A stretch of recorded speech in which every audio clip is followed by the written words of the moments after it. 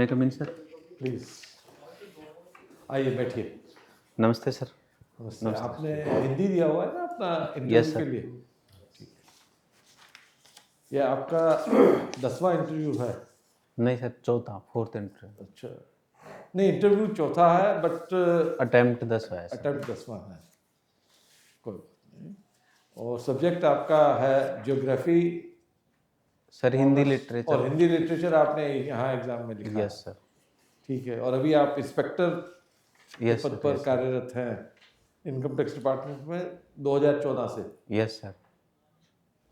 तो कई वर्ष हो गए हैं इनकम टैक्स डिपार्टमेंट में। Yes sir. तो एक सवाल इनकम टैक्स पर पूछते हुए मैं पूछना चाहूँगा, आपकी एक बात जानकर दूसरे विषय पर मैं बात करूँगा कि जो डायरेक्ट टैक्सेस और इनडायरेक्ट टैक्सेस में क्या बेस्ट रेशियो होनी चाहिए किसी कंट्री की। कोई अगर डेवलप्ड कंट्री है तो उसमें जो टोटल टैक्स कलेक्शन होता है उसका कितना % डायरेक्ट टैक्सेस से आना चाहिए और कितना इनडायरेक्ट टैक्सेस से आना चाहिए, प्रत्यक्ष कर और अप्रत्यक्ष कर जो हुए। Yes sir. मेरी बात समझ आ गई ना आपको? Yes sir. प्रत्यक्ष करों का रेशो अधिक होना चाहिए, क्योंकि सर प्रत्यक्ष कर प्रगतिशील किस्म के होते हैं सर। सर भारत में ये रेशो 52% के आसपास है सर। सर मैं आदर्श रेशियो के बारे में अनुमान लगा, अभी सर थोड़ा ध्यान नहीं है सर मेरे को। अभी ध्यान आदर्श रेशो के बारे में ध्यान नहीं है? यस सर, पढ़ना अच्छा, चाहिए। कोई बात नहीं। तो अभी और हमारे पैनल के और लोग आपसे टैक्स संबंधी बातों पर बात करेंगे। मैं आपसे, जैसे आप हिंदी साहित्य के कुछ का आपने विषय लिया है, यस सर। उसके विषय में एक सवाल पूछना चाहूँगा। ये एक DN खत्री, दुर्गानंदन या क्या नाम है उनका, उनका साहित्य आपने पढ़ा है?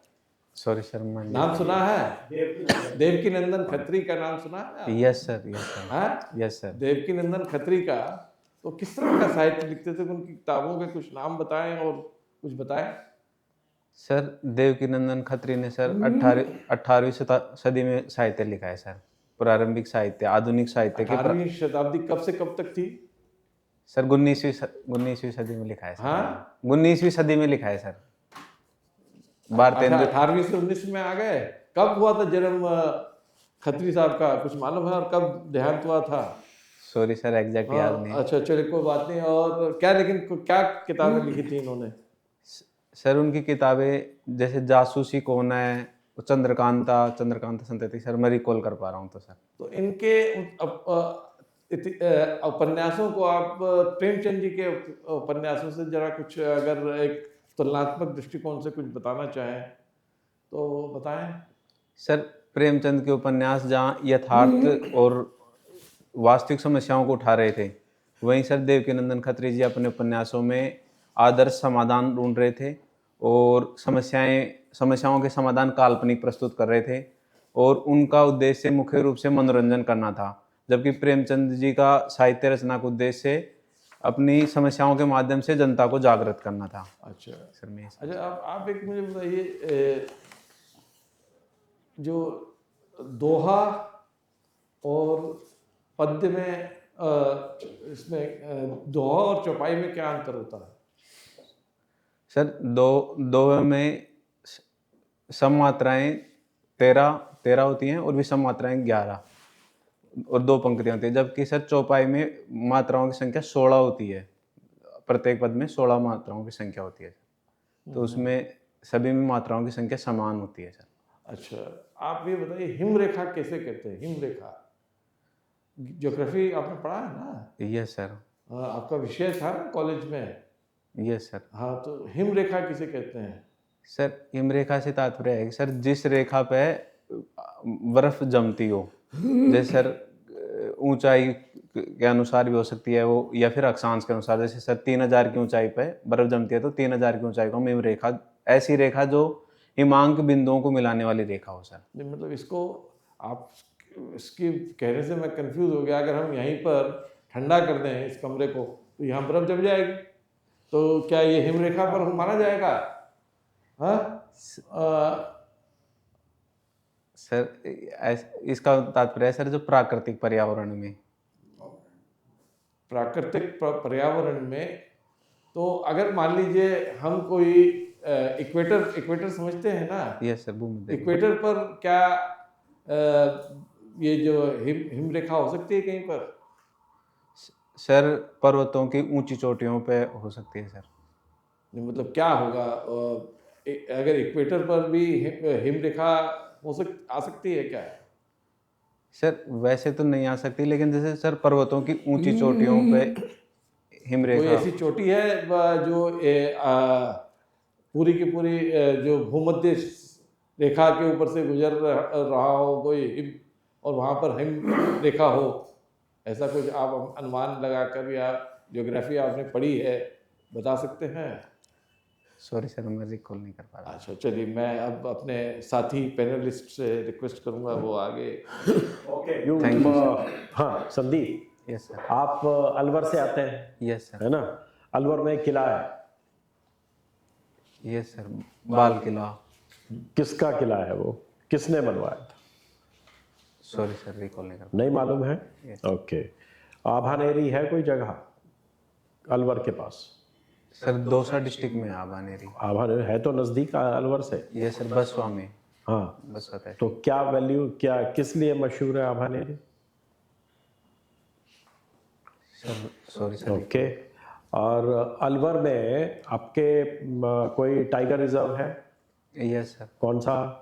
Sariska tiger reserve. Sariska tiger reserve की एक बहुत बड़ी समस्या है, वो क्या है? सर सरिस्का टाइगर रिजर्व में एक तो क्षेत्रफल कम है, दूसरा सर मानव वन्य जीव संघर्ष की समस्या देखने को मिलती है सर, तीसरा सर सरिस्का के जो क्षेत्र है उसमें अवैध खनन की समस्या देखने को मिलती है, चौथा सर जो जंगली जानवर हैं उनके लिए एक पानी की समस्या और ये समस्या देखने को मिलती है सर। लेकिन जो आपने कहा कि मैन एनिमल कॉन्फ्लिक्ट होता है वहां पे, उसकी क्या वजह है? सर उसका मुख्य कारण यह है सर, एक तो किसान कृषि कार्य जंगली भूमि में भी किया जा रहा है सर, फॉरेस्ट एरिया में भी कृषि कार्य किया जा रहा है, दूसरा सर जो जंगली जीव हैं वो चारे अपने भोजन की तलाश में आबादी क्षेत्र में प्रवेश कर जाते हैं, इस वजह से भी वहाँ मानव और वन्य जीव का संघर्ष होता है सर। उनका आपस में कॉन्फ्लिक्ट। क्या ऐसा भी है कि वहां पे कोई पार्क के अंदर कोई मंदिर है और कोई सड़क बीच में से निकलती है? Yes sir. कौन सा मंदिर है? सर पांडुपुल जी का मंदिर है सर। ओके, तो वहां पे लोगों को क्या पैदल आने जाना अलाउड है? सर वहाँ पे मंगलवार और शनिवार के दिन अलाउ है सर। अलाउड है, तो उससे भी मैन एनिमल कॉन्फ्लिक्ट का कारण बढ़ता है, और कोई सड़क भी पार्क में से निकलती है? यस सर, जो सरिस्का का मेन गेट है वो टैला की तरफ जो जा रहा है वहाँ एक सड़क भी। अलवर आजकल बहुत बड़ी खबरों में है। Yes sir. अलवर ने बिहार के एक क्षेत्र को पीछे छोड़ दिया, इतनी तरक्की किया है कि बिहार के एक बहुत बड़े क्षेत्र को पीछे छोड़ दिया। वो क्या है आप जानते हैं? जामतारा का नाम सुना है? Yes sir. हाँ, यस तो जामतारा और अलवर में क्या समानता है? सर साइबर अपराधों की बढ़ती हुई संख्या दोनों में समानता है सर। जो अलवर का जो मेव एरिया है सर, रामगढ़ और लक्ष्मणगढ़ वाला एरिया, उस एरिया में साइबर क्राइम काफ़ी संख्या में बढ़ा है सर। साइबर क्राइम से आप क्या समझते हैं, किस प्रकार का बढ़ा है? क्या वहाँ पे टेक्नोक्रेट्स बहुत ज़्यादा है, इंजीनियरिंग वाले बच्चे बहुत ज़्यादा है, किस कारण से वहाँ पे बढ़ा है?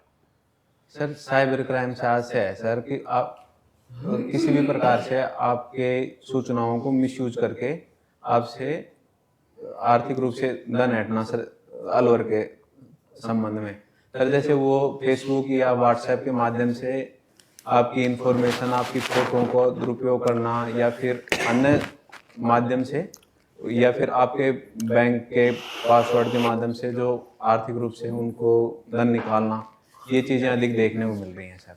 अलवर मेवात का हिस्सा, मेवात के क्षेत्र में पड़ता है? Yes sir. ठीक है। क्या मेवात की जो कल्चर है वो राजस्थान की कल्चर से भिन्न किस रूप में है? सर जो अलवर की जो दो तहसीलें हैं सर, तिजारा, रामगढ़, लक्ष्मणगढ़, ये मेवात के क्षेत्र में आती हैं। इनमें और राजस्थान के अलावा में सर एक तो भाषा का अंतर है।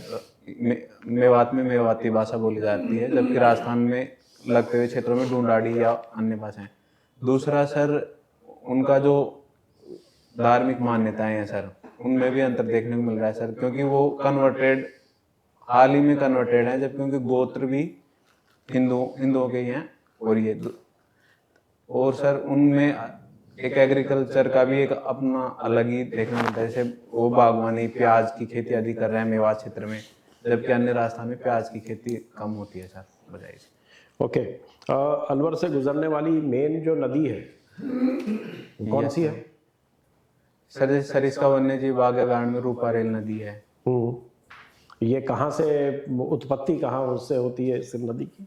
सर इसकी उत्पत्ति सरिस्का में उदयनाथ की पहाड़ियों से इसकी उत्पत्ति होती है। और कहाँ जाती है? सर ये नदी भरतपुर तक जाती है सर, लेकिन वर्तमान समय में तो भरतपुर में कहाँ जाके विलय हो जाती है? सर इसका एग्जैक्ट ध्यान नहीं है सर, सॉरी सर। एक आपकी नदी है जो मीठे पानी से शुरू होती है और बाद में खारा पानी में कन्वर्ट हो जाती है। Yes sir. बड़ी विचित्र नदी है राजस्थान की। कौन सी नदी है? सर लूणी नदी है सर। क्यों? सर उसका बालोतरा तक पानी मीठा रहता है, उसके आगे पानी खारा हो जाता है। Alright, thank you. संदीप, आप इनकम टैक्स डिपार्टमेंट में इंस्पेक्टर हैं यस सर। और कहाँ पर पोस्टिंग है आपकी? सर मुंबई है सर। मुंबई में। कितने साल हो गए इनकम टैक्स में आपको? सर फरवरी 2014 से पोस्टिंग। 2014 से? यस। तो काफ़ी समय हो गया आपको। तो बताएंगे अपने इनकम टैक्स डिपार्टमेंट का जो है मूल मंत्र और लोगो क्या है? Yes sir. सर लोगो है सर कोशो मूल्य दंड है। कोश मूल्य दंड। तो कोश मूल्य दंड का क्या मतलब होता है? सर शक्ति का, धन के माध्यम से शक्ति आती है सर। अच्छा, तो ये मंत्र हमने कहाँ से निकाला हम लोगों ने मंत्र ये? सॉरी सर, एग्जैक्ट ध्यान नहीं। अच्छा, इनकम टैक्स डे सेलिब्रेट होता है हर साल? Yes sir. हाँ, आप पार्टिसिपेट किए होंगे? Yes sir. तो कौन से दिन होता है? Sir exact date. Income tax department में रहते हो 7 साल और 9 साल हो गए, आपको ये नहीं मालूम इनकम टैक्स डे कब होता है? 24 जुलाई? 24 जुलाई सर, एग्जैक्ट डेट याद नहीं आ रही। और कौन सा बना रहे हैं ये भी नहीं मालूम? सर क्यों बनाते हैं 24 जुलाई? सर 1922 में फर्स्ट टाइम 24 जुलाई से इम्प्लीमेंट किया था सर। किसने? चलो अभी हिस्ट्री में नहीं जाते हैं, इनकम टैक्स के बारे में बात कर लेते हैं। क्या देख रहे हो आजकल इनकम टैक्स में? सर वर्तमान समय में डिपार्टमेंट फेसलेस असेसमेंट, दूसरा सर फेसलेस अपील। अच्छा, तो आप फैसले अपील में कमिश्नर अपील के पास बैठे हो? सर कहाँ ड्यूटी लगी हुई तुम्हारी आज? फेसलेस में है, वेरिफिकेशन यूनिट में। वेरिफिकेशन यूनिट में? चलो अच्छा, वेरिफिकेशन यूनिट बात। तो ये बताओ कि इनकम टैक्स में ये जो फेसलेस स्कीम आई है आप जिसे बता रहे हैं, इसका करने का पर्पस क्या था जो जो किया गया, और इस उद्देश्य में हम कहाँ तक अभी सफल हुए? सर मुख्य रूप से इस असेसी का टाइम, सरकारी ऑफिस में जाने से टाइम बचाना था। दूसरा सर करप्शन को कर्व करने का था, जिससे इंटरेक्शन ना हो, फिजिकल इंटरेक्शन नहीं हो इनकम टैक्स ऑफिसर्स का और असेसी का। तीसरा सर तकनीकी के माध्यम से काफ़ी चीज़ों का ऑटोमेशन की तरफ बढ़ना था सर। तो सर मुझे लगता है कि हम काफ़ी रूप से सक्षम हुए हैं, क्योंकि सर वर्तमान समय में 9 महीने में असेसी का असेसमेंट प्रोसेस कंप्लीट हो रहा है। दूसरा सर जो प्रक्रिया है सर उसमें मानव रिसोर्स है, लेकिन ये जो आपने बताए, लेकिन इसको चार्टर्ड अकाउंटेंट हैं, एडवोकेट्स हैं, वो कहते हैं कि साहब एक रूल होता है, rule of natural justice. Yes sir. वो हमको नहीं मिल पा रहा है, क्योंकि क्या है कि आपने सब कुछ फेसलेस कर दिया है। हमको जाके आर्ग्यू करना है कोई केस, तो आपको आर्ग्यू करने के लिए हमको अपॉर्चुनिटी दी जा रही है। तो right of having given equal opportunity वो हमको डिनाई की जा रही है। तो इसके बारे में आपका क्या विचार है? सर मेरा मानना है सर कि जो उनके जो हियरिंग का है, जो सर ऑनलाइन हियरिंग का ऑप्शन उनको दिया जाता है, अगर वो डिमांड करते हैं तो असेसी डिमांड करता है तो ऑनलाइन हियरिंग का ऑप्शन दिया जाता है। दूसरा सर जो नोटिसेज हैं वो ईमेल के माध्यम से भेज जा रहे हैं, उनमें पर्याप्त समय दिया जा रहा है। तो मुझे लगता है नेचुरल जो जस्टिस है उसके कंसेप्ट को फॉलो किया जा रहा है सर। अब ये बताओ कि हमारा इनकम टैक्स डिपार्टमेंट का फंडामेंटल प्रिंसिपल जिस पे हम लोग ऑपरेट कर रहे हैं वो क्या है? सर भारत सरकार रेवेन्यू कलेक्शन सरकारी खर्चों को चलाने के लिए कर रही है सर। मैं वो तो समझ में आता है। चलिए, मेरे को इनकम टैक्स का मेन ऑब्जेक्टिव क्या है आज की तारीख में? क्या करना है? खाली कलेक्ट करना है, टैक्स कलेक्ट करना है, रह गया? सर टैक्स कलेक्शन के साथ साथ आर्थिक समानता के लक्ष्य को भी प्राप्त करना है सर इसका। आज की तारीख में ये उद्देश्य है कि ज़्यादा से ज़्यादा वॉलंटरी कंप्लाइंस और बेस्ट टैक्स पे सर्विस दी जाए। Thank you sir.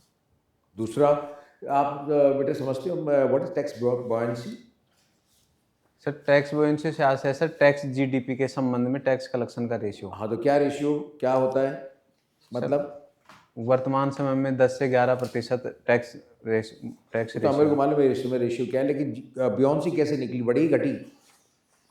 Sir growth rate के सापेक्ष जो टैक्स कलेक्शन है वो बढ़ रहा है सर, तो टैक्स बॉयंसी सर बढ़ी है सर, शायद मैं समझ पा रहा हूँ सर। अच्छा, तो अभी बताओ कि टैक्स लिटरेसी के लिए हम लोग क्या कर रहे हैं डिपार्टमेंट में? सर टैक्स लिटरेसी के लिए सर एक तो हम अवेयरनेस कैंपेन चला रहे हैं सर सोशल मीडिया के माध्यम से। दूसरा सर जो एसएससी है सर उसको टैक्स के कंप्लायंस के प्रति जागरूक करना सर। जैसे सर उसको एडवांस टैक्स पे करने के लिए कॉल करना या फिर उसको मैसेज करना, उसको सर्टिफिकेट देना। तीसरा सर जो स्कूल और कॉलेज हैं उनके माध्यम से बच्चों को अवेयर करने का काम कर रहे हैं। तो एक बड़ी चर्चा चल रही है, उसके बाद काफ़ी विद्वानों ने भी अपने अपने ओपिनियन दिए और एक का ओपिनियन आया, बड़ा रेडिकल टाइप का ओपिनियन था कि सही के साथ इनकम डिपार्टमेंट को ही बंद कर दिया जाए, क्योंकि ट्रांजेक्शन टैक्स लगा लिया, इतने डिडक्शंस और एग्जम्पशंस और ये सब लेने के बजाय एक ट्रांजेक्शन टैक्स लगा दिया जाए, डिपार्टमेंट को ख़त्म कर दिया जाए। तो इसके बारे में आपका क्या विचार है? सर मैं सोचता हूँ सर वो जो सिस्टम है वो अधिक कारगर नहीं रहेगा, क्योंकि सर एक ही इनकम को कई बार ट्रांजैक्शन किया जा सकता है सर, जबकि बार बार टैक्स लगाने से टैक्स का भार बढ़ेगा। जबकि सर इनकम पे टैक्स लगा के हम इसको प्रगतिशील भी बनाते हैं सर, अधिक आय वाले से अधिक टैक्स और कम आय वाले से कम टैक्स। एक गरीब ट्रांजैक्शन पे टैक्स लगाने पर गरीब आदमी पर भी आयकर का भार पड़ेगा सर। ठीक, शाबाश, thank you. Thank you sir. Sandeep, yes sir. आपके पिताजी शिक्षक हैं। Yes sir. आपका क्या अनुभव है, शिक्षक को जो इज्जत समाज में मिलनी चाहिए वो मिल रही है या उसमें कहीं कमी है? सर जब हम प्राचीन समय से तुलना करते हैं वर्तमान समय में तो देखने में आता है सर कि कम हुई है। कम हो गया है। लेकिन सर ये शिक्षक पे भी निर्भर करता है। अगर शिक्षक पर्सन टू पर्सन भी वेरी करता है सर। अगर शिक्षक अपने सब्जेक्ट की नॉलेज और मूल्यों आधारित शिक्षा को स्कूल में देता है तो बच्चे वर्तमान समय में सर मूल्य आधारित शिक्षा मतलब उसका अपना भी आचरण एथिकल होना चाहिए। Yes sir. Yes sir. आप राजस्थान के हो, वहाँ पे सैंड ड्यून्स होते हैं। Yes sir. ऊँट होते हैं। यस। हिमालयाज में लद्दाख में भी एक जगह है जहाँ सैंड ड्यून्स भी हैं और ऊँट भी हैं। कहाँ पर है वो जगह? सर लेह लद्दाख में कोल्ड डेजर्ट है। Cold desert. मैंने दो बातें कही, सैंड ड्यून्स और ऊँट। सैंड ड्यून्स भी हैं और ऊँट भी हैं। लद्दाख में वो कौन सी जगह है? Sir sorry sir. Okay, याद रखिएगा, Nubra valley. Thank you sir. आप साइकिलिंग के शौकीन है सर। चलिए साइकिलिंग पे बात करने से पहले पूछते हैं हम, जेएनके का भी एक राज्य था, फिर इसको दो यूनियन टेरेटरीज में बन गया। एक लद्दाख यूनियन टेरेटरी बन गई, एक जेएनके यूनियन टेरेटरी बन गई। इन दोनों में एक में इलेक्टेड लेजिस्लेटिव असेंबली है, वो कौन सी है, कौन सा यूटी है? सर जम्मू कश्मीर में विधानसभा, जम्मू कश्मीर में विधानसभा के साथ में यूनियन टेरिटरीज का प्रावधान किया गया है सर। तो वो राज्य नहीं है, वो यूटी है, लेकिन उसमें इलेक्टेड लेजिस्लेटिव असेंबली का प्रोविजन किया गया है। तो ये कैसे हो पाया? क्योंकि हम लोग तो यही समझते हैं कि लेजिस्लेटिव असेंबली एक राज्य में होती है। सर दिल्ली एवं पांडिचेरी में भी हम विधानसभा के साथ में यूटी हैं सर। अच्छा, तो वहाँ भी वही पांडिचेरी वाले प्रोविजनों के साथ में ओके। यूटी का तो आपका क्या विचार है कि वहाँ पे इलेक्शन करा दिए जाने चाहिए? क्योंकि काफ़ी डिमांड भी है, लोग बोलते हैं कि हमें डिस्ट्रिक्ट मजिस्ट्रेट से मिलना हो तो जिला जाइए, उसको डिस्ट्रिक्ट मजिस्ट्रेट उपलब्ध नहीं है। इलेक्टेड रिप्रेजेंटेटिव हमारे बगल में रहता है, हम उससे मिल सकते हैं, उसको रीच आउट कर सकते हैं। तो डू यू थिंक, क्या आपको लगता है कि असेंबली इलेक्शंस करा दिए जाने चाहिए या इसमें अभी कुछ इंतजार करने की ज़रूरत है? सर मेरे हिसाब से सुप्रीम कोर्ट ने भी बोला है सर सितंबर 2024 तक इलेक्शन कराने के लिए। तो मुझे भी लगता है सर इलेक्शन होने चाहिए, क्योंकि लोग अपनी भावनाओं के अभिव्यक्ति इलेक्शंस के माध्यम से करते हैं और इससे लोगों की समस्याओं का स्थानीय स्तर पर आपको नहीं आसानी लगता से कि निवारण होता है। इलेक्टेड रिप्रेजेंटेटिव आ जाएंगे, फिर वो पहले जैसा माहौल आ जाएगा, सॉफ्ट सेपरेटिज्म शुरू हो जाएगी और तरह तरह की बातें होने लगेंगी, फिर कहीं ढेले पत्थर वाला माहौल वापस आ जाए तो, पत्थरबाजी वाला माहौल वापस आ जाए तो? सर लोकतंत्र के माध्यम से सर लोगों को अपनी बात कहने का मौका मिलता है और सरकार में भागीदारी मिलती है, तो कहीं न कहीं लोग अपनी भूमिका सरकार में देखते हैं और अलगाववाद को कम करने में भी हमें मदद मिलती है सर। अगर लोगों की भावनाओं की अभिव्यक्ति नहीं होगी सर, तो लोगों में अधिक सेपरेटिज्म देखने को मिल सकता है। अच्छा, तो मेरा मानना है सर संसदीय प्रणाली में चुनाव करवाने बहुत आवश्यक है सर। आप साइकिलिंग के शौकीन हैं, यस सर। तो आप ये हॉबी के तौर पे करते हैं या एवरीडे? सर हॉबी के तौर पे कर पाता हूँ। क्या करते हैं आप साइकिलिंग में? सर जैसे वीकेंड पे 2-3 दोस्त मिलके, हाँ, जैसे सर मैं विरार रह रहा हूँ ग्लोबल सिटी में, तो वहाँ साइकिल चलाना सर। कौन सी साइकिल है तुम्हारे पास? सर B-Twin करके साइकिल है सर। ओके। कितने गियर कितने गियर हैं उसमें? सर? कितने गियर की साइकिल है? है? कितने गियर की साइकिल है? सर गियर वाली नहीं है सर, नॉर्मल। नॉर्मल साइकिल है। तो तुमने नॉर्मल साइकिल क्यों खरीदी? सर मैं शौक के लिए कर रहा था, तो मैं नॉर्मली खरीदा सर। तो नॉर्मल साइकिलिंग में तो थकान ज़्यादा आती है नॉर्मल साइकिल में। सर ऐसा नहीं सर, मैं सिर्फ शौक के रूप में दोनों चल रहा ओके था। फाइन। कितने किलोमीटर साइकिल चलाते हो? सर वीकेंड पे 6 से 7 किलोमीटर, वीकेंड पे 6-7 किलोमीटर चल रहे हैं। 6 से 7? तो नए लड़के हो अभी, अब 6-7 को ज़्यादा नहीं तो 20 तो पहुंचा दो। सर मुंबई में थोड़ा स्पेस का इशू रहता है, तो कहाँ सुबह पर? सुबह मुंबई में स्पेस का इशू रहता है सर, तो कॉलोनी में। स्पेस की तो कोई कमी नहीं, केवल सुबह थोड़ा जल्दी उठना पड़ेगा। सर मैं सोचूंगा सर इस बारे में। अच्छा, तुमने कभी मैराथन देखी है?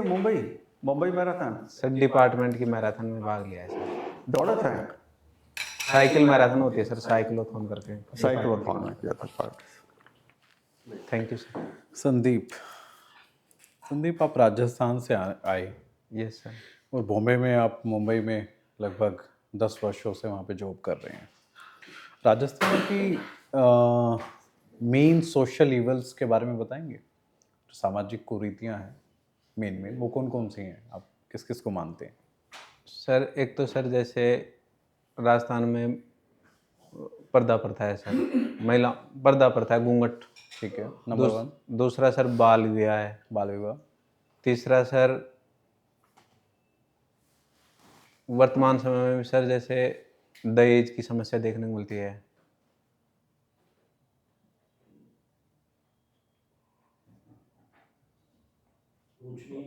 हाँ सर, जातिवाद भी देखने को मिलता है सर। जो कास्ट बेस्ड सर्वे आजकल डिस्कशन में है, आपका उस पर क्या ओपिनियन है? आपने सुना है कास्ट बेस्ड सर्वे? Yes sir. क्या ओपिनियन है, क्या जानते हैं आप इसके बारे में? सर यदि आर्थिक और सामाजिक जनगणना हो सर, जाति आधारित जनगणना के स्थान पर, तो वो ज़्यादा अधिक कारगर साबित हो सकता है, क्योंकि सर उससे हम सरकारी योजनाओं का इम्प्लीमेंटेशन बेहतर तरीके से कर सकते हैं और एक व्यक्ति के डिमांड आधारित सब्सिडी या डिमांड आधारित स्कीम्स का निर्माण करने में भी सर वो सहायक होगा सर। तो फिर ये जो राज्य जाति आधारित जनगणना सर्वेस कर रहे हैं वो गलत कर रहे हैं, आपका एक मानना है? सर मैं उस संबंध में सर एक स्टूडेंट के रूप में देख पाता हूँ सर कि मुझे लगता है सर सोशल आर्थिक जनगणना ही होनी चाहिए सर जाति जनगणना के स्थान पर, क्योंकि सर उससे हम एक प्रगतिशील राष्ट्र का निर्माण बनाने के लिए सर जातियों के विभाजन से बचना चाहिए सर। ठीक है। वुमेन स्टेटस आपने अभी जिक्र किया, राजस्थान में ज़्यादा बेहतर है या फिर मुंबई में? सर मुंबई में ज़्यादा बेहतर मुंबई है में बेहतर है। सर, क्योंकि मुंबई की इकोनॉमी सर्विस सेक्टर इकोनॉमी है सर। तो महिलाओं की भागीदारी आर्थिक रूप से और शैक्षिक रूप से अधिक देखने को मिलती है सर। एज ए एडमिनिस्ट्रेटर आप क्या राजस्थान में करेंगे वुमेन के स्टेटस को बेटर करने के लिए? सर एज ए प्रशासक के रूप में अगर मुझे मौका मिलता है तो मैं महिलाओं के सुधार के लिए मुख्य रूप से शिक्षा का व्यवस्था करना, दूसरा जो उनकी आर्थिक रूप से भागीदारी बढ़े तो स्किल डेवलपमेंट के लिए काम करूँगा, तीसरा जो महिलाओं की हेल्थ है, हेल्थ के इश्यूज़ को एड्रेस करना आंगनबाड़ी के माध्यम से या फिर उनकी जो हाइजीन है सर। राजस्थान सरकार की कुछ पॉलिसीज़ बताएं जो इस पे ऑलरेडी काम कर रही हैं। सर एक तो सर जैसे महिला शक्ति स्कीम्स है, एक उड़ान योजना है जो हाइजीन के लिए काम कर रही है। दूसरा सर एजुकेशन के लिए उनके गार्गी पुरस्कार हैं और साइकिल वितरण है और फ्री एजुकेशन है। आंगनबाड़ी के माध्यम से गर्भवती महिलाओं के लिए राशन की व्यवस्था। आपने एग्जैक्ट पॉलिसीज़ के नाम नहीं बताई, ठीक है। आपकी हॉबीज़ पे आते हैं। आपने मेंशन किया है Sandeep yoga and meditation. Yes sir. योगी कौन कहलाया जाएगा? एक व्यक्ति वो जो योगा करता है या फिर वो व्यक्ति जो मेडिटेशन करता है? इसमें से योगी कौन कहलाया जाएगा? सर योगी शब्द से आशय ऐसा है सर जो परिस्थितियों में तटस्थ रहे, सुख व दुख की परिस्थितियों में तटस्थ रहे। तो एक मेडिटेशन करने वाला व्यक्ति अपनी भावनाओं पर बेहतर नियंत्रण कर सकता है सर। तो मुझे लगता है सर जो मेडिटेशन में निपुण हो उसको हम योगी कहने में अधिक। ठीक है, आपके फादर टीचर हैं। लास्टली मुझे न्यू एजुकेशन पॉलिसी के 5 पिलर्स बताइए प्लीज़। सर एग्जैक्ट तो रिकॉल नहीं कर पाऊँगा, सॉरी सर, लेकिन जैसे सर जैसे फर्स्ट तो सर जैसे आंगनबाड़ी 5+3 जो 10+2 को तो उसे 5+3+3+4 में बदल दिया।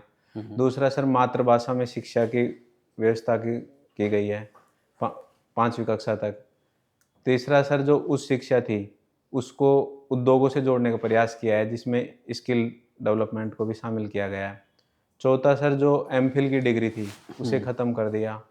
पांचवा सर जो शिक्षा थी सर वो मार्केट ओरिएंटेड जो उद्योगों स्किल डेवलपमेंट करके विनिर्माण और सर्विस सेक्टर को बढ़ावा दें। ठीक है Sandeep, thank you. Thank you sir. Sandeep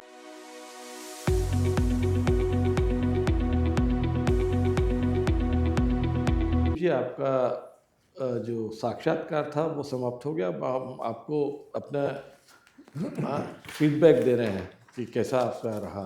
thank you. देखिए आपका 10वां अटेम्प्ट है और चौथा साक्षात्कार है, तो दैट वे आप अनुभवी हैं उसका। हमें साक्षात्कार लेते हुए महसूस हुआ कि आपको जो आपने पहले अनुभव लिए हैं उसका आपने लाभ उठाया है और आप पहले के मुकाबले, पहले तो हमने नहीं देखा था लेकिन एक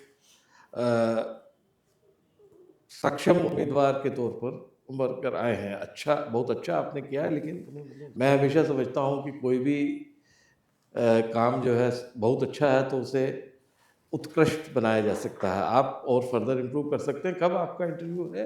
9 फेब है सर। 9 फरवरी। तो अभी आपके पास लगभग 1 महीने का समय, 4 सप्ताह का समय उपलब्ध है। इस समय का सदुपयोग कीजिए। इनकम टैक्स डिपार्टमेंट शायद आपको छुट्टी भी दे सकता है या छुट्टी पे ऑलरेडी है। क्या है आपका? सर अभी छुट्टी लेके आए सर कल ही। अभी कुछ दिन की छुट्टी लेकर आए हैं, तो कुछ दिन छुट्टी अगर आपको मिल सके तो, क्योंकि उसमें आपको साक्षात्कार के लिए तैयारी करने के लिए प्रचुर समय मिल सकेगा। इस समय और आपको तैयारी करने की ज़रूरत है। हिंदी माध्यम आपने लेकर अच्छा किया है। पहले भी हिंदी लिया था कि पहले इंग्लिश लिया था? हिंदी ही था सर। हिंदी माध्यम से आपने इंटरव्यू किए हैं, ये अच्छी बात है।